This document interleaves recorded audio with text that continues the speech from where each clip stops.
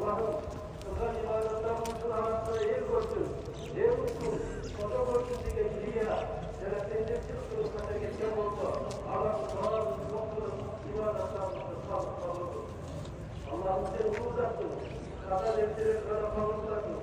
İkinci ömrümüzü dünyadan yer koysun, yer olsun diye yaptığımız kavursaksın, kadar kavursaksın diye olsun demiştir. Allah'ım arabakanlarını kaplıklarını hürmetine, gözümüzü, yüreğin yüzüyle kanala. Allah'ım Kur'an verin karına olsun, Kur'an verin şaka olsun, Kur'an'ın hürmetine olmasın olmasın, Kur'an'ın şakafatine ve şakafatine olmasın, Kur'an'ın gururunu verin, gururunu, Kur'an'ın sonlarına araştırmaz. Allah'ım Kur'an'ın hürmetine, yüreğin hayallerinden, ahiretin azaplarına kaplar.